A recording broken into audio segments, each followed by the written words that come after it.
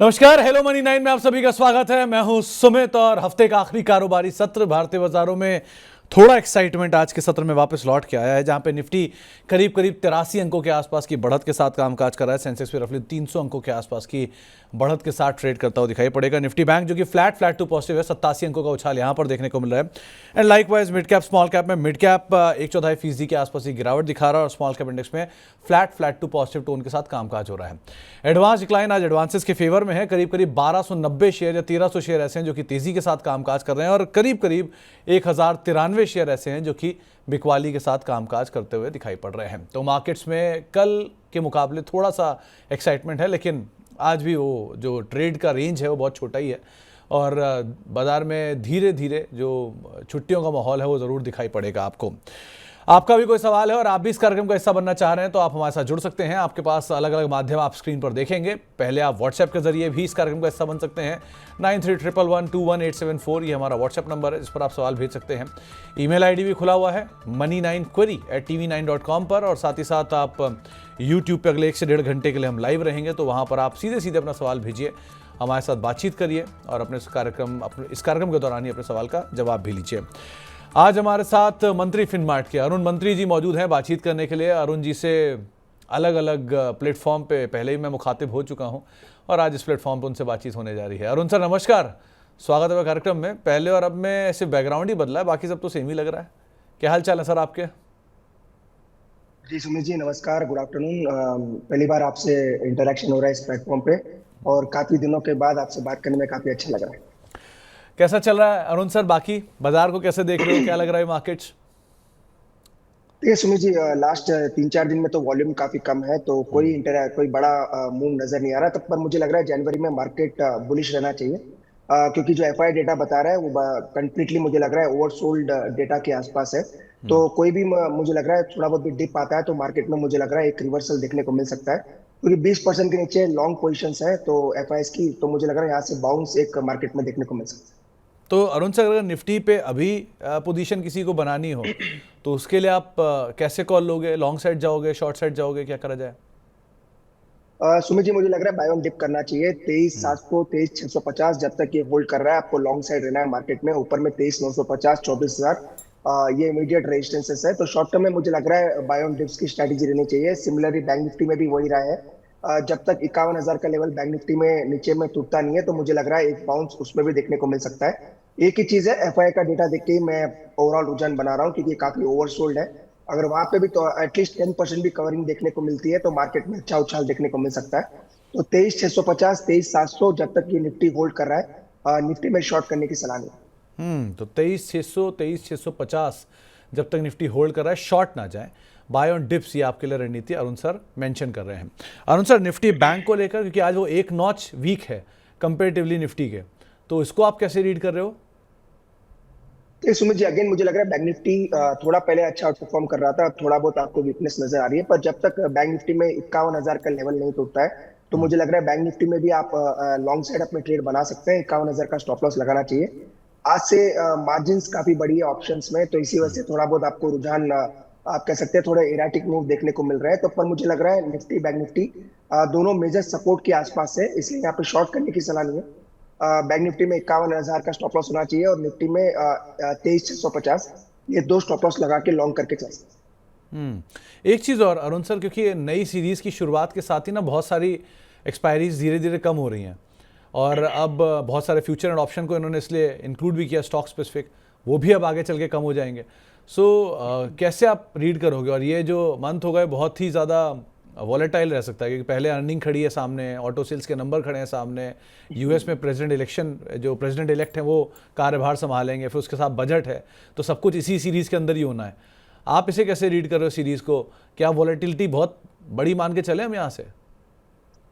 सुमित जी आपने सही कहा, 4 से 5 बड़े ट्रिगर है। एक तो यूएस प्रेसिडेंट जो डोनाल्ड ट्रंप है वो शपथ लेंगे, फिर वो कैसा अपने पॉलिसीज करते हैं वो देखना पड़ेगा। कॉर्पोरेट अर्निंग्स काफी इंपॉर्टेंट है। प्री बजट रैली सब लोग एक्सपेक्ट कर रहे हैं, वेदर वो आती है नहीं आती है कहना मुश्किल है, पर 2 या 3 बड़े इवेंट है जो मुझे लग रहा है आने वाले दिन में बड़ा इम्पैक्ट डाल सकते हैं। इसी वजह से मैं कह रहा हूँ अगर 20% एफआईएस के लॉन्ग है, अगर थोड़ा बहुत भी पॉजिटिविटी नजर आती है तो मार्केट में बड़ा बाउंस देखने को मिल सकता है, इसलिए इस लेवल पे शॉर्ट करने की सलाह नहीं। तो एटलीस्ट शॉर्ट तो मत जाइए, ये तो साफ राय आपको अरुण सर ने बता दिया है इंडेक्स वाइज। लेकिन अगर आप लॉन्ग जाना चाह रहे हैं तो आपके सामने निफ्टी के रेजिस्टेंस सपोर्ट आपको दे दिए गए हैं, आप उसके हिसाब से अपनी रणनीति बना सकते हैं। यहाँ पर आप लॉन्ग जा सकते हैं, निफ्टी बैंक निफ्टी दोनों को लेकर राय आपने सामने देख ली है। चलिए जी, कुछ स्टॉक स्पेसिफिक भी देख लेते हैं किस तरह के इंडेक्स में गेनर है लूजर है। जरा निफ्टी के top gainer top loser mid cap gainer loser लेकर आइए स्क्रीन पर, कौन कौन से स्टॉक्स हैं जो कि आज सपोर्ट कर रहे हैं निफ्टी को।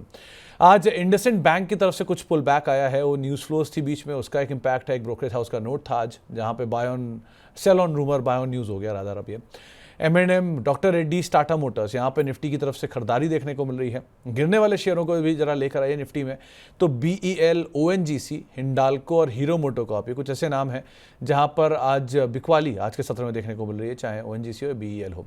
मिड कैप में स्कॉट्स में खरीदारी है, JSW इंफ्रा में पुल बैक है, और एकल फाइनेंशियल और कोचिन शिपयार्ड यहाँ पर खरीदारी देखने को मिल रही है। मिड कैप के गिरने वाले शेयरों को भी लेकर आइए जहां पे आज प्रेशर है, तो BSC लगातार तेजी के बाद, NMDC में एडजस्टमेंट है जिसके बाद यहां पर प्रेशर है, और मैक्स हेल्थ केयर में भी थोड़ा बहुत प्रेशर आपको दिखाई पड़ेगा। माजगांव डॉक भी आज थोड़े प्रेशर में कामकाज कर रहा है, बाकी एडजस्टमेंट्स भी हैं। साथ ही साथ स्मॉल कैप में बाटा आज लीड कर रहा है, ग्लेनमार्क फार्मा, गो डिजिट, एप्पल इंडिया, ये कुछ ऐसे नाम जहां पे खरीदारी है। और स्मॉल कैप के गिरने वाले शेयरों की अगर बात की जाए तो इंटेलेक्ट डिज़ाइन कल की बढ़िया तेजी के बाद प्रॉफिट टेकिंग, एम्बर एंटरप्राइजेस साल के ऊपरी स्रोत से प्रॉफिट टेकिंग, टीटागढ़ वैगन और JBM ऑटो, ये कुछ ऐसे नाम जहां पर थोड़ी बहुत बिकवाली आज के सत्र में देखने को मिल रही है। इनमें से कुछ नामों की अगर चर्चा की जाए तो इंडसइंड बैंक पहला नाम रहेगा। अरुण सर, इसको आप कैसे देख रहे हो? सुमित जी, मुझे लग रहा है बाउंस जरूर आ सकता है, 980 990 तक के लेवल्स देखने को मिल सकते हैं। पर जो भी पोजीशंस अटकी है मुझे लग रहा है वो एग्जिट के लेवल्स रहेंगे। 1000 तक भी आता है तो मुझे लग रहा है वहाँ पे पोजीशंस को हल्का करना चाहिए, नई खरीदारी की सलाह नहीं है। क्योंकि स्टॉक अभी भी डाउन ट्रेंड में है। 1000 1020 तक के लेवल्स मुझे लग रहा है एक बड़े रेजिस्टेंस के तौर पर काम करेंगे। तो जो ही पोजीशंस अटकी है मुझे लग रहा है 980 1000 भी आता है तो एक बार एग्जिट करना चाहिए, नई पोजीशंस बनाने की राय है। नई लॉन्ग पोजीशन ना बनाएं, कोई भी तेजी मिले उसका इस्तेमाल बेचने के लिए करें। 1000 के आसपास आपको जब भी मिले आप निकलने की कोशिश करें, ये पहली राय अरुण सर ने आपको दी है। चलिए जी, अब शुरुआत करते हैं सवाल जवाब के सिलसिले की, बातचीत करते हैं कुछ दर्शकों से कुछ और सवालों पे जो कि हमारे पास यूट्यूब के जरिए आते हुए दिखाई पड़ रहे हैं। जैद अली साहब, इनके पास सवाल तो ये लोग कई दिन से भेज रहे हैं, लेकिन इन्होंने ट्रांस रेल लिस्टिंग के लिए लिया था। अब ये क्या करना चाहिए इसमें? अरुण सर, चार्ट तो अभी क्या ही फॉर्म हुआ होगा, लेकिन लॉजिकली जिस तरह के भाव दिख रहे हैं, क्या करना चाहिए इन्हें? अगेन सुमित जी, मैंने स्टॉक को डीपली ट्रैक नहीं किया क्योंकि रिसेंटली लिस्टेड है और ज्यादा कोई चार्ट का मेरे पास कोई डेटा भी नहीं है। तो फंडामेंटली तो कोई कवरेज नहीं है सुमित जी, तो कोई कमेंट नहीं है, और चार्ट का तो कोई डेटा नहीं है, इसलिए कोई राय स्टॉक पे देना मुश्किल है। तो इस स्टॉक पे कोई राय तो नहीं देंगे, लेकिन अली साहब एक बेसिक एटिकेट जो होता है बाजार का वो ये कहता है कि अगर आपने कोई स्टॉक लिस्टिंग के लिए लिया है और लिस्टिंग के दिन आपको वो स्टॉक 32% का गेन दे रहा है, तो एटलीस्ट आधा प्रॉफिट कैपिटल निकाल लीजिए, कुछ तो करिए ऐसा जिससे आपका रिस्क ऑलमोस्ट मिनिमम हो जाए या फिर आप ऑलमोस्ट ख़त्म हो जाए। तो बेसिक तो यही कहते हैं, बाकी आप सही ज़्यादा बेहतर कॉल ले सकते हो। लिस्टिंग गेन मिल रहा है, हाफ कैपिटल निकाला जा सकता है, ऐसा कोई खास रिस्क नहीं है उसमें, और बाकियों के साथ आप बने भी रह सकते हो। जानकारों ने तो इसमें सब्सक्राइब की राय दी थी मध्यम से लंबी अवधि के लिए, बाकी आप देख सकते हो अपने हिसाब से। चलिए जी, आगे बढ़ते हैं, और हमारे साथ एक और सवाल अनवर शेख साहब का है। इन्होंने 158 रुपये के दाम पे इंडियन ओवरसीज नहीं IOC इंडियन ऑयल कॉर्पोरेशन यहाँ पे खरीदारी की थी, क्या करना चाहिए? देखिए सुमित जी, अगर लॉन्ग टर्म व्यू है तो कोई दिक्कत नहीं है, होल्ड करके चल सकते हैं। थोड़ा बहुत प्रेशर जरूर दिखेगा क्योंकि बजट के आगे यूजुअली एक रैली भी देखने को मिलती है, पर अभी तक कोई ट्रिगर IOC BPCL HPCL के लिए रहा नहीं है। थोड़ा बहुत कंपनसेशन देने की बात चल रही है, पर मुझे लग रहा है अगर लॉन्ग टर्म रखना चाहे तो होल्ड कर सकते हैं। अगर फ्रेश ऐड करना चाहे तो भी मुझे लग रहा है अच्छी लेवल्स के आसपास है, यहाँ पे ऐड करके भी चल सकते हैं। तो सही लेवल के आसपास अगर आप खरीदारी करने की भी इच्छा रखते हैं तो यहाँ पे खरीदारी कर सकते हैं। प्रदीप शर्मा साहब पूछ रहे हैं, पहले तो सर्दी बहुत बढ़ गई, हाँ बात सही है शर्मा साहब, बारिश भी हो रही है बाहर आज तो, और स्विगी में इनका निवेश है, 158 शेयर हैं, करीब करीब 602 रुपये के दाम पर खरीदारी है, ऑलमोस्ट 9 से 10 हज़ार रुपये के आसपास का इनको घाटा हो रहा है। ये नज़रिया 1 से 2 साल का रखते हैं, तो अरुण सर करना क्या चाहिए? 2 बातें हैं, पहला तो ये शेयर चला भी है, अच्छा खासा चला है, ये ऊपर के लेवल पे इसमें आए हैं, और इसकी हिस्ट्री बहुत पुरानी अभी है नहीं। सो आप क्या राय रखते हो, क्या करना चाहिए? सुमित जी, ये स्टॉक पे बाय करने की राय है। ओवरऑल मुझे लग रहा है 750 तक के टारगेट्स देखने को मिल सकते हैं, क्योंकि इनका व्यू 1 से 2 साल का है और लिस्टिंग से कंटिन्यूअस हम यही कह रहे हैं कि स्टॉक को होल्ड करना चाहिए। तो मुझे लग रहा है 750 तक के टारगेट्स देखने को मिल सकते हैं। एक ही चीज है, थोड़ी बहुत वोलेटिलिटी जरूर रहेगी, क्योंकि ये स्टॉक रिसेंटली लिस्टेड है और सभी के रेडार पे है। 101 या 2 साल का व्यू है, तो मुझे लग रहा है डेफिनेटली होल्ड करें। अगर ये किसी भी वजह से 520 500 तक आ भी जाता है, तो वहां पे और ऐड करके भी चल सकते हैं। तो अगर नीचे कहीं मिल जाए तो आप थोड़ा ऐड कर सकते हैं। अभी के लिए एटलीस्ट पेशेंटली इसमें वेट करिए और देखिए कैसे यहाँ पर मूव आते हैं। एक सोनी कुमारी जी का सवाल है। इनके पास वेदांता के शेयर हैं, 221 रुपए के दाम पर खरीदारी है। तो अरुण सर, क्योंकि 221 पे खरीदारी है तो मैं एज्यूम कर रहा हूँ कि इन्हें अच्छे खासे डिविडेंड भी मिले होंगे, और डिविडेंड के बाद इनके कुछ हद तक जो मतलब, क्योंकि ऑलरेडी शेयर डबल और उसके बाद डिविडेंड भी, तो ऑलमोस्ट फ्री के शेयर इनके पास हैं। अब करना क्या चाहिए इन्हें? देखिए सुमित जी, कोई दो राय नहीं है, होल्ड करना चाहिए। हाई डिविडेंड पेइंग स्टॉक है और ऑलमोस्ट इनका डिविडेंड हटा के भी ऑलमोस्ट रिटर्न डबल हो चुका है। रिसेंटली 530 तक हाई देखने को मिले, तो डेफिनेटली होल्ड करें। अगर ये और ऐड करना चाहे तो नीचे में मुझे लग रहा है 400 420 अगर आता है तो और ऐड करके भी चल सकते हैं। बाकी कोई दिक्कत नहीं है, होल्ड करके चलते हैं। अच्छा, तो आपके लिए बने रहना ज़्यादा बेटर है, क्योंकि आपने जहाँ पर खरीदारी की है वो लेवल ही बहुत अच्छा है, और दूसरा आपने जो है अच्छा डिविडेंड ही पाया, पेशेंटली होल्ड भी कर रहे हो, उससे बेटर है आप बने रहो, ज़्यादा बेटर है। एक सवाल आया है आइनॉक्स विंड के ऊपर, तेज कुमार साहब का सवाल है, और ये आइनॉक्स ग्रीन और आइनॉक्स विंड दोनों पे बात करना चाह रहे हैं, लेकिन उन्होंने दोनों में खरीदारी का लेवल नहीं लिखा, और ये भी नहीं लिखा कि खरीदारी कर रखी है, खरीदारी करना चाह रहे हैं। आपको इसके चार्ट्स क्या कह रहे हैं अरुण सर? सुमित जी, अगर दोनों में चार्ट कंपेयर करते हैं तो आइनॉक्स ग्रीन का चार्ट थोड़ा बेटर है। नो डाउट दोनों ही थोड़े डाउन ट्रेंड में नजर आ रहे हैं, पर आइनॉक्स ग्रीन मुझे लग रहा है एक बेटर चार्ट है और नीचे में मेजर सपोर्ट 160 155 के आसपास है। तो अगर डिप आता है 160 के नीचे मिलता है, तो मुझे लग रहा है आइनॉक्स ग्रीन एक बेटर कैंडिडेट हो सकता है। तो दोनों में पिक करना है तो आइनॉक्स ग्रीन को करें। 160 के नीचे मिलता है तो बाय करके चल सकते हैं। एक ही चीज का ध्यान रखें, क्योंकि मिड कैप स्टॉक है और थोड़ा स्टॉक चल भी चुका है, तो 154 का स्टॉप लॉस जरूर मेंटेन करें। 154 का एक स्टॉप लॉस मेंटेन करके आप यहाँ पर खरीदारी कर सकते हैं। थोड़ा चला भी है तो उस पार्ट को भी आप भूलिएगा नहीं।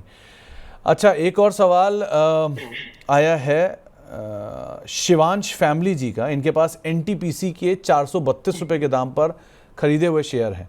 करना क्या चाहिए? कि आज एक चीज़ ऑब्जर्व कर रहे हो आप अरुण सर, ज़्यादातर सब पीएसयूज़ के शेयर आ रहे हैं और सब ऊपर के लेवल पर थोड़ा थोड़ा ट्रैक्ड एंड ट्रैप्ड हैं। करना क्या चाहिए इनमें? सुमित जी, आपने सही कहा, और काफी दिनों से पीएसयू स्टॉक्स में मेजर ऑफ द पोजीशंस काफी लोगों की की है, और एनटीपीसी मुझे लग रहा है एक बड़े करेक्शन के बाद अपने सपोर्ट के आसपास है। नो डाउट ये मुझे लग रहा है स्टॉक थोड़ा अंडर परफॉर्म करेगा आने वाले दिन में भी। हो सकता है आपको 370 380 के ऊपर ही जाता हुआ भी नजर नहीं आए, पर चूंकि ये स्टॉक काफी अच्छा है, फंडामेंटली भी काफी साउंड है और काफी करेक्ट भी हो चुका है, तो यहाँ पे मुझे लग रहा है अगर आप और ऐड करना चाहें, अगर आप कैपिटल लगा सकते हैं तो ऐड भी करके चलें, जिससे आपका एवरेज जो है 370 80 के आसपास आ जाए। तो मुझे लग रहा है एक बेहतर स्टॉक है। अगर थोड़ा टाइम देते हैं तो वापस रैली दे सकता है। इमीडिएट टारगेट मुझे लग रहा है 380 से 400 के आसपास करें। 380 से 400 के टारगेट्स के लिए, इमीडिएट टारगेट्स के लिए आप यहाँ पे खरीदारी कर सकते हैं। लाइकवाइज एक सवाल कोल इंडिया के ऊपर भी आया था। कोल इंडिया में फ्रेश एंट्री करने के इच्छुक है श्री ओम दलाल साहब। तो क्या यहाँ पर इनको निवेश करना चाहिए? क्योंकि कोल इंडिया के केस में एक अच्छी चीज़ है कि डिविडेंड पे ऑफ्स उसके बेटर हैं कंपेरेटिवली बाकी पीएसयूज़ के। सो यहाँ क्या किया जाए? देखिए सुमित जी, मुझे लग रहा है 100 डे मूविंग एवरेज के आसपास है। तो यूजुअली जो भी PSU stock 100 day moving average के आसपास आता है तो वो एक अच्छे लेवल का निवेश होता है। तो कोल इंडिया भी मुझे लग रहा है अगर निवेश करना चाहते हैं तो 380 एक अच्छा लेवल है। ट्रेडिंग पर्सपेक्टिव से मुझे लग रहा है थोड़ा स्लो मूवर रह सकता है, पर निवेश के लिए अच्छे लेवल से 360 380 के बीच में निवेश करके चल सकते हैं। 360 380 ये एक बेटर लेवल है जहाँ पर आप इसको एक्यूमुलेट कर सकते हैं। इसमें एक्यूमुलेशन इसलिए बोला गया कि आप थोड़ा थोड़ा लेंगे, नीचे आता रहेगा, जितना नीचे आएगा उतना आपका डिविडेंड यील्ड इंप्रूव करता जाएगा। सो आप उस हिसाब से इसको देखिएगा, वो ज़्यादा बेटर रहेगा। इसके अलावा कुछ और सवालों में एक सवाल आया है अरुण मंत्री जी आपके लिए, वोडाफोन आइडिया के ऊपर। इनकी बोर्ड मीटिंग है 7 जनवरी को। तो इनका सवाल ये है कि क्या ये वोडाफोन आइडिया में खरीदारी करें, क्योंकि ये ऐसा स्टॉक है जहाँ पर भाव सबको पसंद आता है और फंडामेंटल सबको ना पसंद आते हैं। तो इन दोनों के बीच में कॉल कैसे ली जाए? संदीप जी, ये स्टॉक में से मैंने नेगेटिव लिस्ट में डाल रखा है। कभी कोई बाई सेल या होल्ड की सलाह नहीं दी है, पर इसका स्टॉप लॉस क्लियरली डिफाइंड है।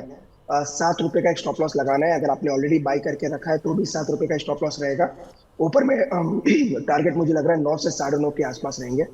तो अगर आपने ले रखा है तो 7 रुपए का स्टॉप लॉस लगाए। फ्रेश खरीदारी की सलाह स्टॉक में नहीं है, क्योंकि काफी न्यूज फ्लो है, अगेन पेनी स्टॉक है, तो काफी लोगों की रुझान इसमें रहता है। इसलिए मुझे लग रहा है किसी ने भी ले रखा है, ऑलरेडी लेना भी चाहते हैं, तो भी 7 रुपए का स्टॉप लॉस लगा के रखें और 9:30 तक के ऊपर में टारगेट।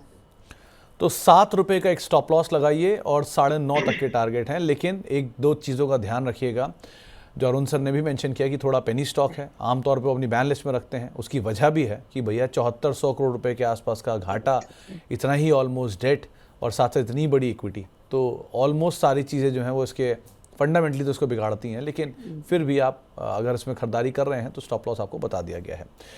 इसके अलावा ग्रीव्स कॉटन में क्या करें, ये खरीदारी करने लायक सिचुएशन में है या नहीं है, ये एक सवाल आया है, क्या करना चाहिए इसके ऊपर?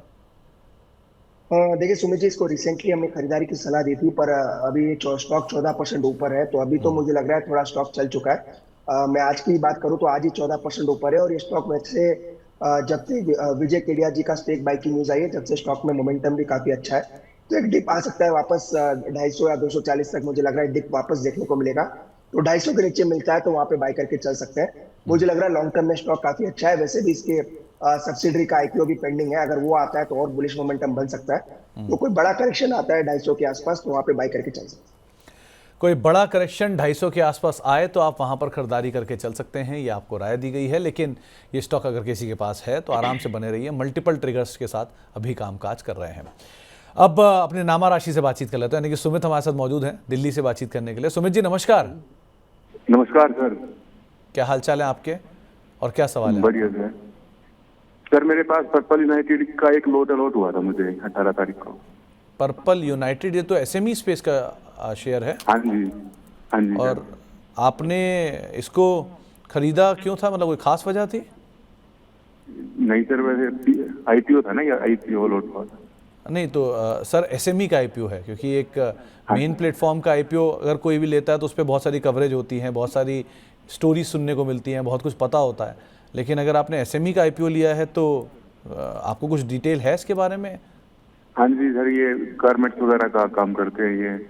और ये कंपनी फरीदाबाद की भी है? नहीं, ये दिल्ली की है सर, ये ऑफिस तो यहाँ पे हाँ, इनका ऑफिस इधर है और इनके प्रमोटर फरीदाबाद में रहते हैं। और करीब करीब 100 करोड़ रुपए के आसपास की टॉप लाइन थी जो लास्ट आईपीओ की फाइलिंग में मैंने चेक किया था।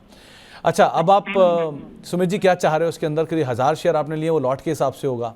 हाँ जी। अभी आप क्या करना चाह रहे हो? अभी सर 203 चल रहा है कि मैं इसको होल्ड करूँ या सेल कर दूँ। आपने कोई नजरिया खुद के लिए तय किया इसमें? सर 250 तक चला जाए तो मैं इसको सेल कर दूँ, 2 महीने 3 महीने तक का टाइम हो तो। Okay okay okay. तो अरुण सर, आप अगर ट्रैक कर पा रहे हो, पर्पल यूनाइटेड रिसेंटली इसका आईपीओ आया था एसएमई क्षेत्र में, ये खुला ही एक बढ़िया गैप के साथ था और ऑलमोस्ट डबल हो गया वो 10 दिन के अंदर ही। सो करना क्या चाहिए ना? अगेन सुमित जी, एसएमई पे वैसे यूजुअली मेरी राय टेक्निकली नहीं होती, और वैसे भी स्टॉक मैंने ट्रैक भी नहीं किया, तो कोई मैं इनसे माफी चाहूंगा कि कोई रिव्यू नहीं दे पाऊंगा।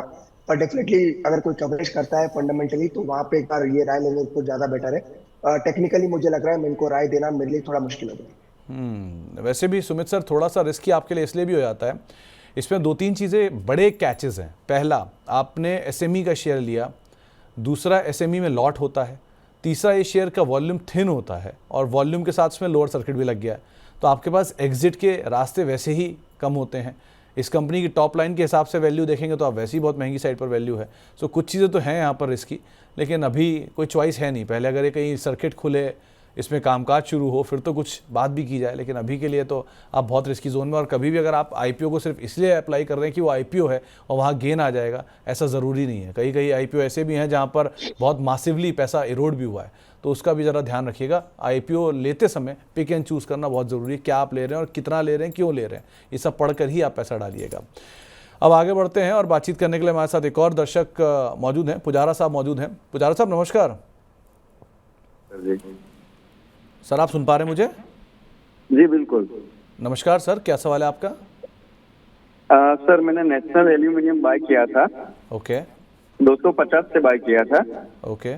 करीबन पिछली 5 दिसंबर को 15,000 क्वांटिटी बाय किया था, लेकिन अभी वो 214 करीबन चल रहा है, तो मुझे इसमें क्या करना चाहिए अब?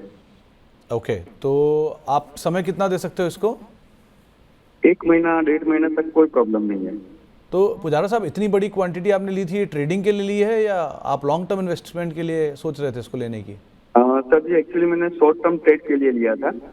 और फिर आपका स्टॉप लॉस आपने लगाया नहीं होगा, वो शेयर नीचे आ गया होगा, एग्री?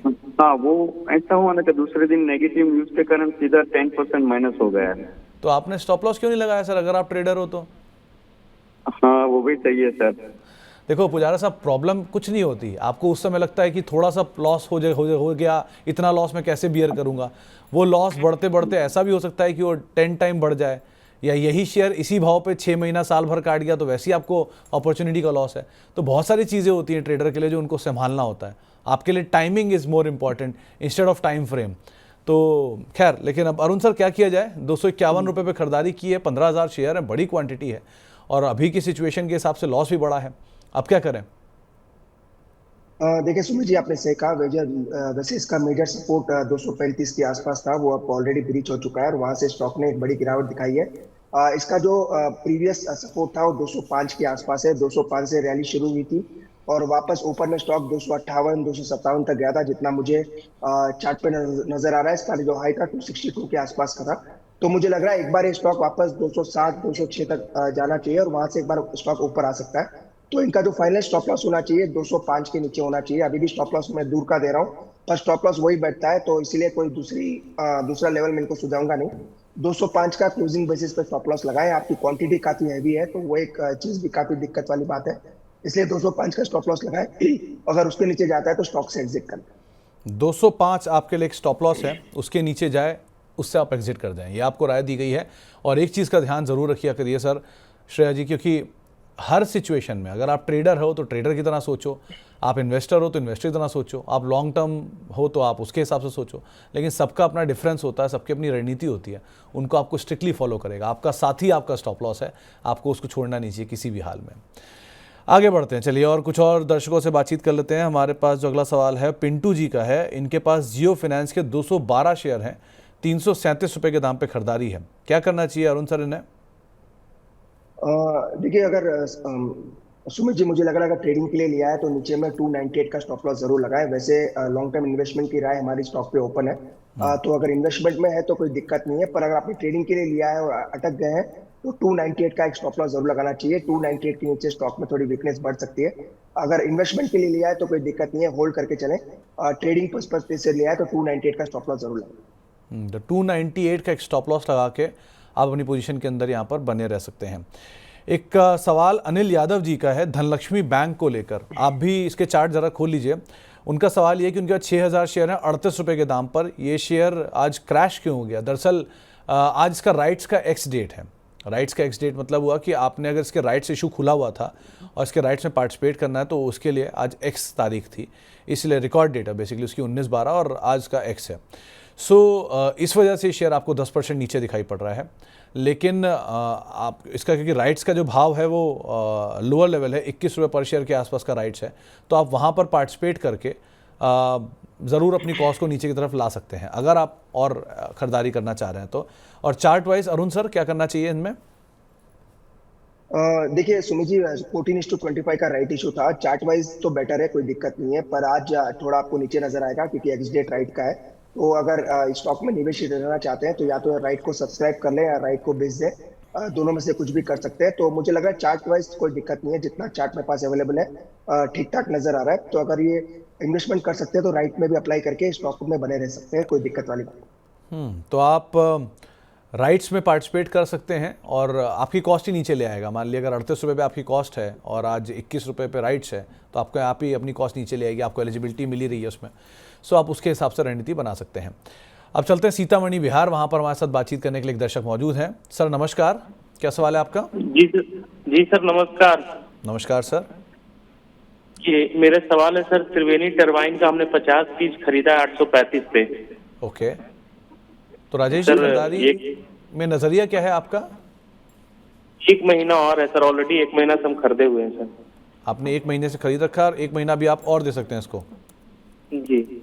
चलिए, क्या करना चाहिए त्रिवेणी टरबाइन के स्टॉक में? अरुण सर 756 758 पे कामकाज कर रहा है, करीब करीब 80 रुपये यानी 10% के आसपास मोटा मोटा इन्हें लॉस है। अभी क्या करें इसमें? काफी अच्छा है, टेक्निकली भी इसका मुझे लग रहा है ओवरऑल टेक्निकल स्ट्रक्चर भी अच्छा है। रिसेंटली थोड़ा करेक्टेड है, 840 850 से गिरा है, पर स्टॉक का मेजर सपोर्ट 730 के आसपास है, तो 730 के नीचे जाएगा तो वीकनेस बढ़ सकती है। तो मुझे लग रहा है होल्ड करके चले, कोई दिक्कत नहीं है, बड़े सपोर्ट के आसपास है। वापस मुझे लग रहा है 780 या 790 तक के लेवल्स देखने को मिल सकते हैं। अगर ट्रेडिंग के लिए लिए हैं और फंस गए तो 730 का एक स्टॉप लॉस जरूर लगाए। 730 के नीचे जाएगा तो वीकनेस बढ़ सकती है। तो आपके लिए राय है 755 758 756 पे कामकाज कर रहा है, अभी तो आप बने रह सकते हैं, होल्ड कर सकते हैं। लेट्स सी कैसे आगे कामकाज करता है, उसके हिसाब से आप अपना फैसला लीजिएगा, लेकिन अभी के लिए एटलीस्ट यहाँ पर बने रहने की राय आपको दी जा रही है। इसके अलावा एक सवाल आया है कबीर बंसल साहब का। इनके पास इलेक्ट्रो स्टील कास्टिंग के शेयर हैं, 150 शेयर हैं 165 रुपये के दाम पर, और साथ ही साथ विप्रो भी है 310 रुपये के दाम पर। 1 साल का इनका नजरिया है, दोनों में क्या करना चाहिए? Again Sumit ji, electro steel का ट्रेंड थोड़ा नेगेटिव हो चला है। नीचे में 122 से 130-25 के आसपास का सपोर्ट है। अभी ये स्टॉक चल रहा है 138 के आसपास, इसका नेक्स्ट सपोर्ट आता है 132 के आसपास। तो मुझे लग रहा है एक बार इसका स्टॉक का ट्रेंड क्योंकि डाउन है तो सेल ऑन प्राइस करें। गलती से भी अगर स्टॉक 150 160 के बीच में मिलता है किसी भी वजह से, तो वहां पे मुझे लग रहा है पोजीशंस को हल्का कर सकते हैं। नीचे में स्टॉप लॉस 132 का लगाए, 132 के नीचे जाएगा तो इसका मीडियम टर्म ट्रेंड भी डाउन हो सकता है, तो 132 का एक फाइनल स्टॉप लॉस लगाए। 160 के आसपास भी बाउंस आता है तो मुझे लग रहा है वहां पे एक बार का एग्जिट करके चल सकते हैं। तो आप कोई भी 150 160 के आसपास का बाउंस आपको मिलता है, आपकी कॉस्ट के ऊपर कहीं आता है, तो आप निकलने की कोशिश करें, वो ज़्यादा बेटर रहेगा। विप्रो को लेकर क्या कहोगे आप अरुण सर? सुमित जी, विप्रो में कोई दिक्कत नहीं है। मुझे लग रहा है विप्रो आराम से 340 350 तक के टारगेट छू सकता है क्योंकि टेक्निकली अच्छा है और रिसेंटली बोनस भी दिया है, तो 340 350 के टारगेट के लिए होल्ड करके चल सकते हैं। विप्रो को आप होल्ड कर सकते हैं फिर भी कंपेरेटिवली, लेकिन इलेक्ट्रो स्टील कास्टिंग से आप निकलने की कोशिश करिए ऊपर के लेवल पे, वो ज़्यादा बेटर रहेगा। इसके अलावा प्रवीण कुमार साहब पूछ रहे हैं क्या लॉन्ग टर्म के लिए अदानी पावर या टाटा पावर में से कोई एक नाम पिक कर सकते हैं क्या? सुमित जी, टाटा पावर ले सकते हैं। 400 के आसपास हमने रिसेंटली रिकमेंड भी किया है इन्वेस्टमेंट के लिए, तो 402 के आसपास ये स्टॉक चल रहा है, तो टाटा पावर डेफिनेटली पिक करके चल सकते हैं। मुझे लग रहा है स्टॉक काफी अच्छा कर सकते हैं। तो दोनों में अगर आप कोई चुनना चाह रहे हैं तो टाटा पावर एक अच्छा विकल्प हो सकता है, जिसको आप ज़रूर देख सकते हैं कंपेरेटिवली अदानी पावर के। ओके, आगे बढ़ते हैं। और एक सवाल आया है अभिषेक साहब का, इनके पास लखनऊ से बेसिकली सवाल पूछ रहे हैं, और इनका सवाल है कि ग्लोबल हेल्थ या फोर्टिस हेल्थ केयर, इन दोनों में से कोई एक स्टॉक को इन्हें पिक करना है। 3 साल का इनका नज़रिया है, और कोई भी डिप इन्हें मिलेगी तो ये खरीदारी करने के लिए तैयार हैं, लेकिन खरीदारी दोनों में करनी किसे है वो अरुण सर आप बताइए। देखिए सुमित जी, मुझे लग रहा है ग्लोबल हेल्थ या मेदांता जो है, मेदांता मुझे लग रहा है काफी अच्छा स्टॉक है, उसको एक पिक करके चल सकते हैं। थोड़ा बहुत नीचे मिलता है 1050 या 1000 के आसपास, क्योंकि ये थोड़ा स्टॉक चल चुका है, और 1050 के आसपास मिलता है तो अच्छे लेवल्स के आसपास रहेगा। तो 40 से मुझे लग रहा है मेदांता ज्यादा बेटर है। अगर 3-4% का करेक्शन मिलता है तो अच्छे लेवल्स रहेंगे बाय करने के लिए। तो कोई ड्रॉप मिलता है तो आप मेदांता को पहले पिक कर सकते हैं, ग्लोबल हेल्थ को कंपेरेटिवली फोर्टिस के, और अगर मेदांता नीचे कहीं मिले तो आप पहले प्रेफरेंस उसको दीजिएगा। हितेश जैन साहब का सवाल है, इनके पास 57 शेयर हैं, शायद 1534 लिखना चाह रहे थे लेकिन 153 लिख गए। एक्शन कंस्ट्रक्शन के, ये अगली जनरेशन को देने के इच्छुक हैं इस स्टॉक को, आपको कैसा लग रहा है स्टॉक? देखिए सुमित जी, स्टॉक काफी बेहतरीन है और फंडामेंटली भी काफी स्ट्रांग है। एक ही दिक्कत है, न्यूज फ्लोज काफी पॉजिटिव नेगेटिव दोनों इस सेक्टर में आते रहते हैं, तो न्यूज फ्लो को जरूर ट्रैक करें। टेक्निकली कोई दिक्कत नहीं है, ऐसे मार्केट में भी आप कह सकते हैं स्टॉक मल्टीपल वीकली हाइस के ऊपर चल रहा है, तो कोई दिक्कत नहीं है। अगर लॉन्ग टर्म रखना चाहे तो रख सकते हैं। 2 चीज का जरूर ध्यान रखें, क्योंकि इंफ्रा में है तो न्यूज फ्लो काफी ज्यादा रहता है, उसका एक जरूर ध्यान रखें। सेकेंडली, रिजल्ट्स कैसे आते हैं वो एक कंटिन्यूस ट्रैक रखें। कंटिन्यूस 2 क्वार्टर रिजल्ट खराब आते हैं देन स्टॉक में एक बार रिव्यू जरूर करना चाहिए। टेक्निकली मुझे लग रहा है इजीली स्टॉक अभी भी 1700 की तरफ जाने के लिए तैयार है। 1700 की तरफ ये स्टॉक जा सकता है करीब करीब, जो उसका 52 वीक्स हाई भी है। एक इंटरेस्टिंग चीज़ आपके सामने मैं ज़रूर रख देता हूँ कि जैन साहब, हर 4 साल में इस कंपनी का मुनाफा दोगुना हो जाता है। ये एक इंटरेस्टिंग नंबर है जो पिछले 12 साल के आंकड़ों में मैंने ऑब्जर्व किया है कि हर कुछ साल में, हर 4 साल में 5 साल में इसका मुनाफा दोगुना हो जाता है। तो यही शायद बाजार भी देख रहा है, इसीलिए स्टॉक भी इस तरह की रफ्तार पकड़ रहा है। आप अगर रखना चाहते हो अपनी जनरेशंस के लिए तो आप इसे होल्ड भी कर सकते हो। इक्विपमेंट बनाने में इस कंपनी का 65% के आसपास का मार्केट शेयर है, फोक लिफ्ट एंड ऑल में, और बाकी डोमिनेंट प्लेयर है। रिसेंटली ईवी बेस्ड जो मशीनरीज हैं या फिर ईवी बेस्ड क्रेन्स हैं वो इस कंपनी ने लॉन्च की है, और अच्छा वहाँ से भी ट्रैक्शन आ रहा है। सो वो ट्रिगर इसको भी हालिया तेज़ी इसमें अंदर उसकी वजह से देखने को मिल रही है। अदरवाइज आप नज़र रख सकते हो स्टॉक के ऊपर। इसके अलावा बातचीत कर लेते हैं बजाज हाउसिंग फाइनेंस 140 रुपये के दाम पे ख़रीद रखा है हरपाल सिंह साहब ने। पूछ रहे हैं कि क्या इसमें बने रहें या निकल जाएं, क्या करना चाहिए इसमें?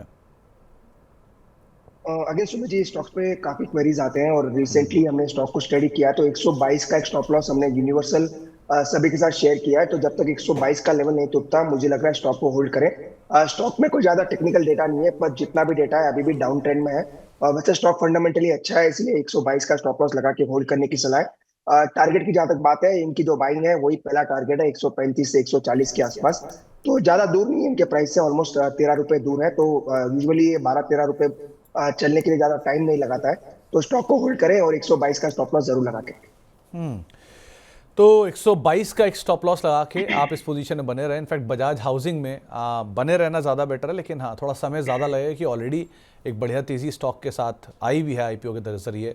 मतलब 70 रुपये के आसपास के इशू प्राइस में और उसके बाद दुगना हुआ ऑलमोस्ट। तो इसलिए थोड़ा कूल ऑफ और थोड़ा समय तो यहाँ पे लगेगा आपको। हमारे रेगुलर दर्शक राहुल जी मौजूद हैं चेन्नई से। राहुल जी नमस्कार, क्या सवाल है आज आपका? पूछना था सर, मेरे पास 200 क्वांटिटी है 882 पे। मैंने इस पे ज्यादा तो रिसर्च नहीं किया, बट जितना मेरे को नॉलेज है ये ईवी रिवोल्ट में काम करती है, मतलब ये मोटर बाइक, और इसका ड्रोन का भी बिजनेस कुछ आया है, और ये न्यू इनका जो इन्वेस्टमेंट है वो रतन इंडिया पावर में है। तो लगभग इन सब तीनों सेक्टर का प्ले करने के लिए मैंने इसमें इन्वेस्ट किया सर। बट और इन्वेस्ट कर सकते हैं या फिर इससे अच्छा बेटर ऑप्शन है मार्केट में सर? तो एक चीज़ आपसे पूछना चाहूँगा राहुल जी, क्योंकि आपको मैं रोज़ ही सुनता हूँ, आपसे रोज़ ही बातचीत भी होती है ऑलमोस्ट। सो आप पढ़ते तो काफ़ी ज़्यादा हो ही इस कंपनीज के बारे में। एक चीज़ बताइए, आपने इस कंपनी प्रमोटर के बारे में कुछ पढ़ा है? ज्यादा तो नहीं सर, बट वो राजीव रतन वगैरह उनके बारे में थोड़ा बहुत पढ़ा था वो। बट बाकी एक लेडीज भी है कोई प्रमोटर जो मतलब क्या कहते हैं इसमें ज्यादा इंफॉर्मेशन टेक्नोलॉजी के रिलेटेड कुछ काम कर रहे हैं, बट ज्यादा मैं नहीं पढ़ पाया सर। एक बार मैंने ओवरऑल उसके बारे में भी पढ़िएगा, उनके बारे में, और पुरानी हिस्ट्री उनकी पढ़िएगा, कौन कौन सी कंपनीज किस तरह के कामकाज में पहले रहे हैं, क्या क्या कारोबार मर्ज और डीमर्ज किए हैं, ये सब एक बार पढ़िएगा। बहुत कुछ इंटरेस्टिंग पढ़ने सीखने को मिलेगा उसमें आपको। बाकी हम राय तो ज़रूर आपको दिलवाई देते हैं। अरुण सर, रतन इंडिया एंटरप्राइज एक तरफा चला और अब एक तरफा नीचे आ रहा है, क्या किया जाए?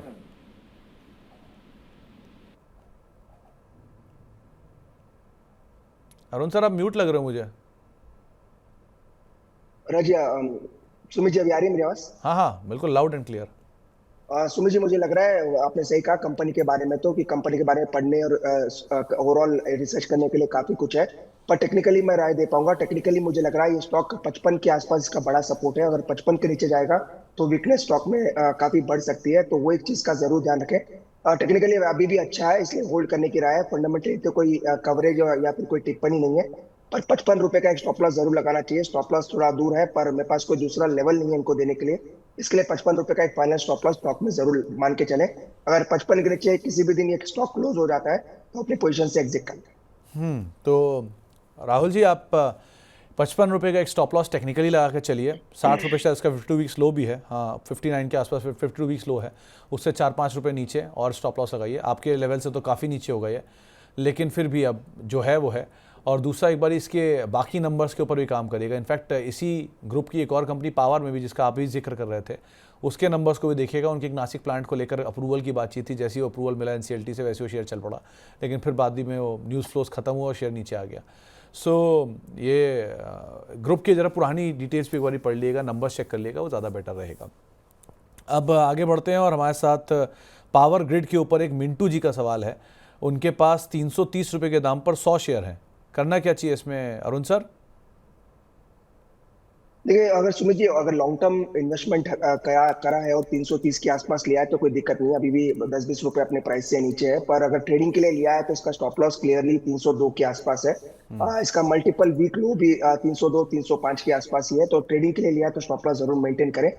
305 पहला सपोर्ट है और 302 दूसरा सपोर्ट है। इन्वेस्टमेंट के लिए है तो कोई दिक्कत नहीं है, पर अगर ट्रेडिंग के लिए लिया है तो 305 या 302 अपने फाइनेंशियल स्टॉप लॉस के हिसाब से इसमें होल्ड करें।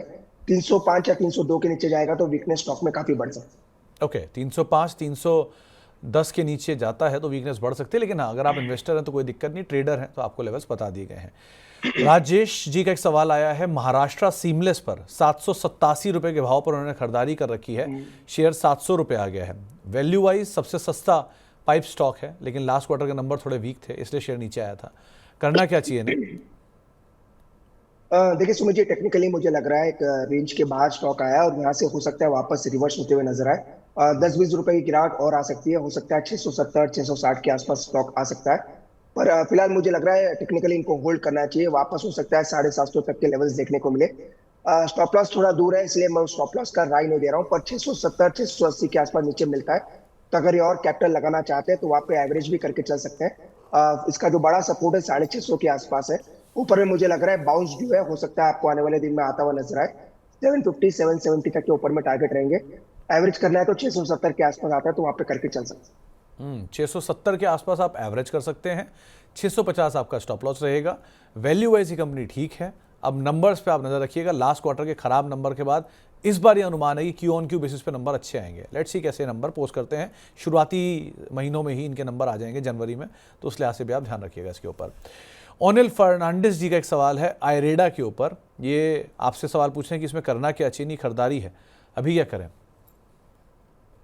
देखिए सुमित जी, स्टॉक के ऊपर क्वेरीज काफी आते हैं, बीच में अच्छा मोमेंटम भी बना, 220 तक स्टॉक गया, वापस से स्टॉक 200 के नीचे आ चुका है और मेजर सपोर्ट जो है 200 से 198 से 200 के आसपास ही था, उसी के आसपास ट्रेड कर रहा है। तो मुझे लग रहा है अगर ट्रेडिंग के लिए लिया है तो अपने स्टॉप लॉस 195 के आसपास लगाए। 198 ही मेजर सपोर्ट है, पर और अगर 2-3 रुपए का रिस्क ले सकते हैं तो 195 का जो नेक्स्ट सपोर्ट है वहाँ पे स्टॉप लॉस लगाए।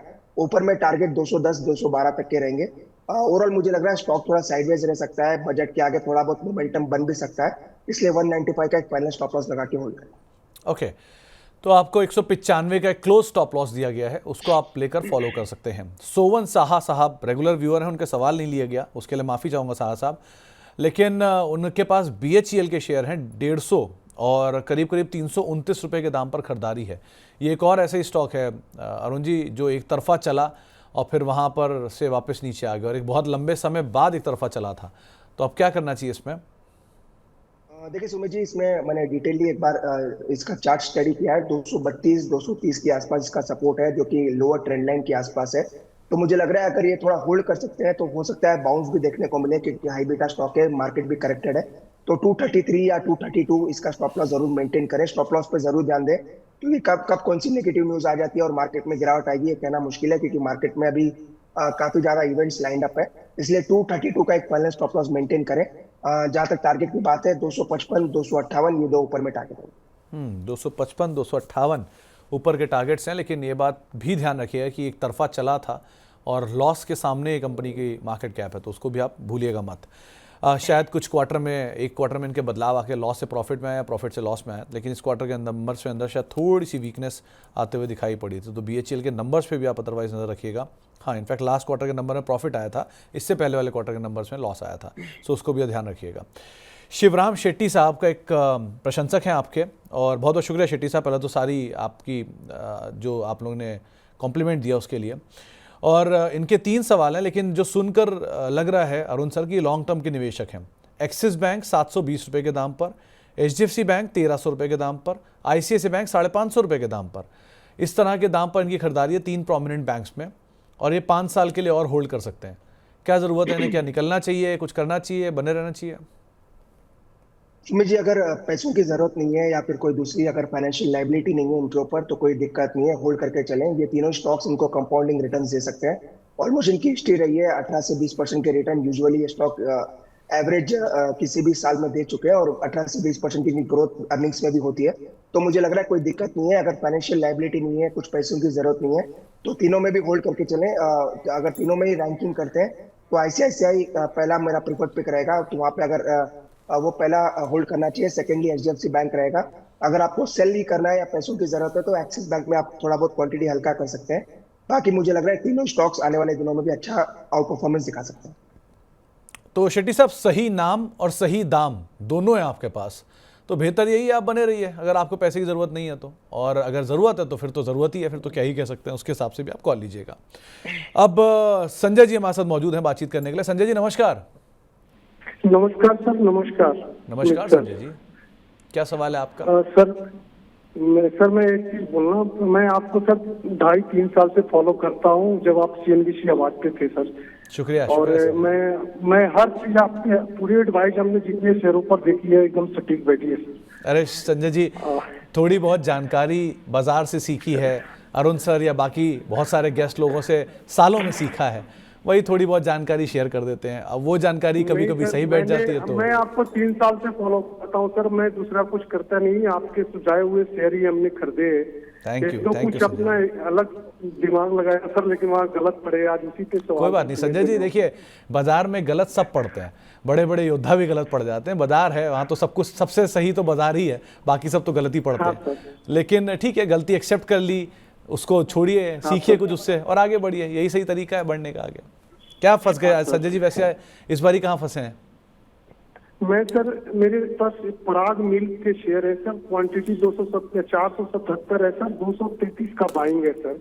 और एक और शेयर है जी शिपिंग है सर, वो मेरे पास 54 क्वांटिटी है और 1415 का बाइंग है सर। लॉन्ग टर्म इन्वेस्टर हूँ ऐसे सर।